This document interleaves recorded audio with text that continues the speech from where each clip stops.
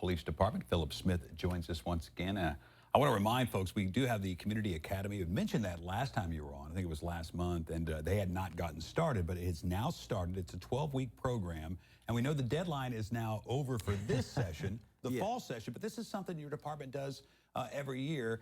And if there was a young person out there interested in law enforcement, we found out that, this would be a great way to spearhead, that education. But for the older resident of Evansville that wants to take part in this, what is the takeaway for them? What do you hope they achieve in this? Because they're not going to go run out and apply for your department at certain ages, but what do you want them to obtain from this? Well, thank you, one, for having me on. Absolutely. But secondly, it's an in-depth look of your police department.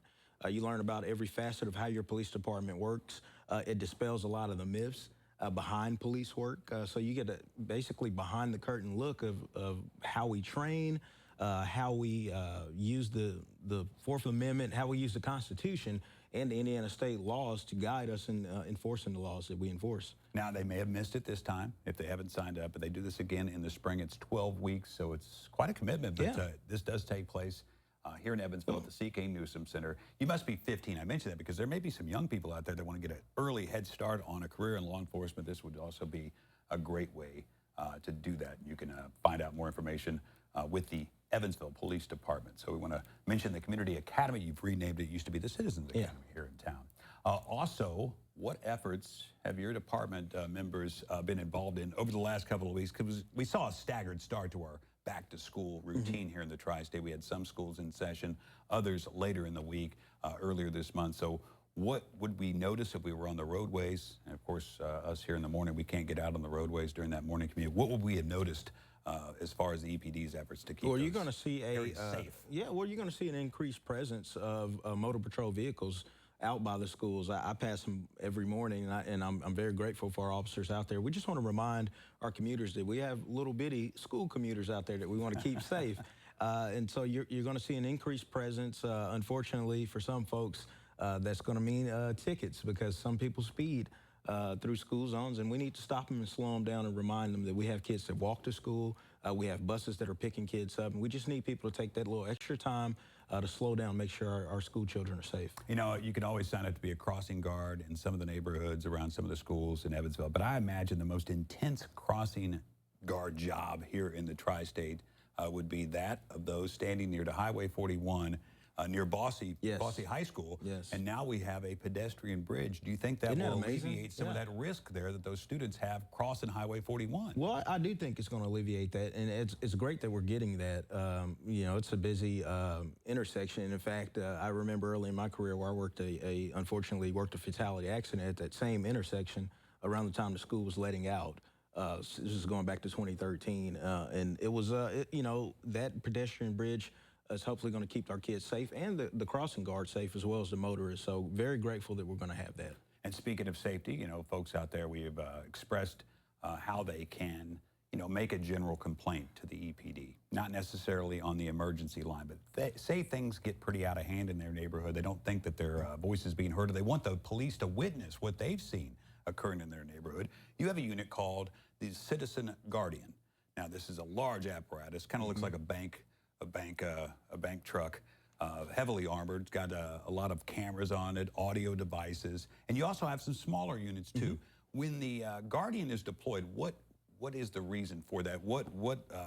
I guess, how would folks navigate that process in reaching out to the department to have something like that in their neighborhood? So in order to get it, there's a list that you can get on with our crime prevention unit. So you would reach out to our crime prevention unit, our CPO officers, and request the Guardian for various reasons, whether you're having narcotics complaints or whether there's been, if we see trends where there's been break-ins or just illegal activity somewhere, we'll put the Guardian there, and it's basically a surveillance tool for us, and it's heavily marked up. People know it's us.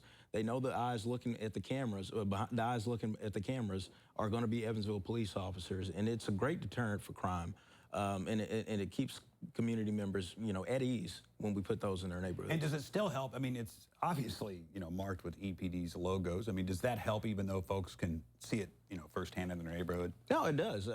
We've been told by several members that, they're very thankful when we get the Guardian to the area that they've requested, because when people see it, it's like, oh, I know the police are watching.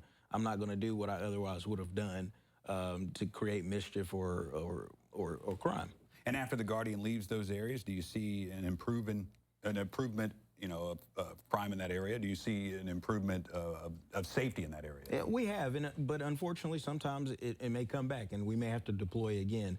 But other than deployment, we use the information that we have to make proactive, actual, real-life law enforcement efforts. We'll put officers in the area for detail to try to thwart the crime. The Guardian has yielded fruits of crime before, and we've made arrests from the things that we've seen from it. So it does do the trick. And it's good to see a visual of something that your department has, I guess, purchased over the last, couple decades. It's not a new concept, but it's certainly something useful. This would fall into the line of tools that your department needs to function each year, and those things change with the, changing trends. The budget proposal is tomorrow with the city of Evansville. What will you ask the city for to help your department? Well, we're going to be asking for increased equipment, exactly to keep our officers safe so that they can do a good job for the citizens. I know a big point of contention, or excuse me, a big point of interest is salary raises for our officers. So we're going to be working with the mayor's office and the FOP and the city council to see if we can get something done to make wages competitive so that we can help our recruitment efforts. I know people are very interested on what recruitment looks like at the Evansville Police Department. We think an increased salary will help us try to bring people in. We have a lot to offer at the Evansville Police Department, and the budget has a lot to do with technology to make us a 21st century police department. And folks don't realize you have to compete with all these other departments and offices around the tri-state as well. Chief of Police for the Evansville Police Department, Philip Smith, always joins us once a month. Thank you so much. Thank you for having me. We'll see you again next month. Griffin Glasscock providing some sunshine today. Not as humid, but certainly a hot day here in the tri-state. Yeah, it's going to kick us off